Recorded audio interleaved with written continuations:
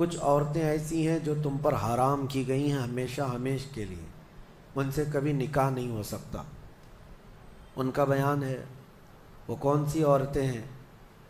اللہ تعالیٰ فرماتا ہے حرمت علیکم امہاتکم و بناتکم و اخواتکم و عماتکم و خالاتکم، یہاں تک تمہارے اوپر تمہاری مائیں حرام ہیں، ماں سے کبھی نکاح نہیں کر سکتا، اور تمہاری بہنیں تمہارے لیے حرام ہیں، مائیں حرام ہیں، بہنیں حرام ہیں، بیٹیاں تمہارے اوپر حرام ہیں، اپنی بیٹی سے کوئی نکاح نہیں کر سکتا، تمہاری پھوپھیاں اور تمہاری خالائیں، یہ وہ جو ابد الآباد ہمیشہ ہمیش کے لیے تم پر حرام ہیں، ان کو محرم عورتیں کہا جاتا ہے، ان سے پردہ بھی نہیں ہے، باپ کا اپنی بیٹی سے نہیں ہے، بیٹے کا اپنی ماں سے نہیں ہے،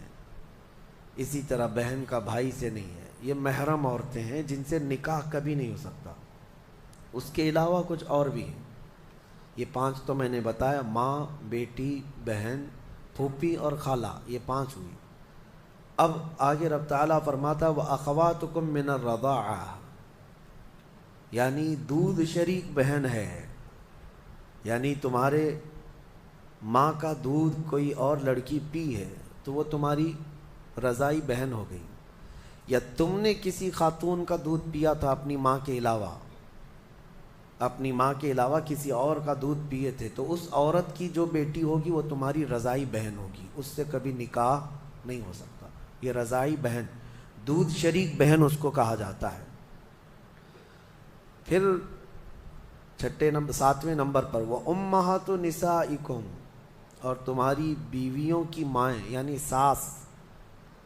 ساس سے کبھی نکاح نہیں ہو سکتا، حتیٰ کہ اگر تمہاری بیوی کو تم نے طلاق دے دیا ختم ہو گئی، یا پھر انتقال بھی ہو گیا بیوی کا، تب بھی اس بیوی کی ماں سے کبھی نکاح تمہارا جائز نہیں ہے، وہ ماں کے درجے میں ہو گئی، کیونکہ ماں اور بیٹی کو نکاح میں جمع کرنا جائز نہیں ہے۔ وَرَبَائِبُكُمُ اللَّاتِي فِي حُجُورِكُم مِّن نِّسَائِكُمُ اللَّاتِي دَخَلْتُم بِهِنَّ، یا پھر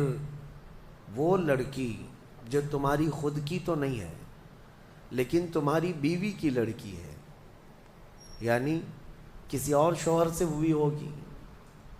اس لڑکی کے ساتھ نکاح بھی تمہارا کبھی جائز نہیں ہوگا۔ اور پھر آگے 2 بہنوں کا ایک نکاح میں جمع کرنا، یہ بھی سخت حرام ہے، یعنی ایک عورت سے نکاح کیا تھا اور اسی عورت کی بہن سے دوبارہ ایک ہی نکاح میں شریک کر لیا، زندگی دونوں بہنوں کے ساتھ گزار رہا ہے، تو وہ سخت گناہ کبیرہ میں مبتلا ہے، حرام ہے، زنا ہے، نکاح ہوگا ہی نہیں، نکاح نہیں ہوگا۔ دوسری بہن کے ساتھ جو اس نے نکاح کیا وہ نکاح منعقد ہی نہیں ہوا، اس نے اس کے ساتھ زنا کیا۔ تو یہ عورتیں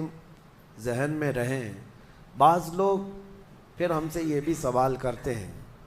چاچا کی بیٹی سے، ماموں کی بیٹی سے، پھوپھی کی بیٹی سے نکاح جائز ہے یا نہیں؟ تو ہندوؤں کے ہاں کچھ چیزیں اس طرح کی مانی جاتی ہیں کہ ان کے ہاں چاچا کی بیٹی سے نکاح نہیں ہوتا، لیکن اسلام میں ایسا نہیں ہے، صرف تمہاری سگی بہن سے نکاح جائز نہیں، باقی جو تمہارے کزنز ہیں، یعنی چاچا کی بیٹی، پھوپھی کی بیٹی، ماموں کی بیٹی، خالہ کی بیٹی، ان سب سے نکاح جائز ہے، ان سب سے نکاح جائز ہے۔ بسا اوقات ایسا بھی ہوتا ہے، میں آپ کو بتاؤں، مثال کے طور پر تمہارے ماموں کی نواسی ہے، آپ کے ماموں کی نواسی ہے، یعنی آپ کے ماموں کی بیٹی، ویسے دیکھا جائے تو رشتے میں تمہاری کیا لگتی ہے؟ وہ بھانجی، رشتے میں تمہاری بھانجی لگتی ہے، تو ظاہر سی بات ہے بہن کی بیٹی سے اور بھائی کی بیٹی سے بھی نکاح جائز نہیں ہے، سگی بھانجی اور سگی بھتیجی سے نکاح جائز نہیں، لیکن اگر اس طرح ماموں کی بیٹی بھانجی لگ رہی، اس سے نکاح جائز ہے۔ اسی طرح پھوپھی کی نواسی یا پوتی ہے، اس سے بھی تمہارا نکاح جائز ہے، وہ سگی بھانجی یا سگی بھتیجی نہیں ہے، تو یہ احکام مسلمانوں کو یاد ہونا چاہیے کہ کون سی عورتیں تمہارے لیے حلال ہیں اور کون سی عورتیں تمہارے لیے حرام ہیں۔ اب ان کے علاوہ جو عورتیں میں نے بتایا،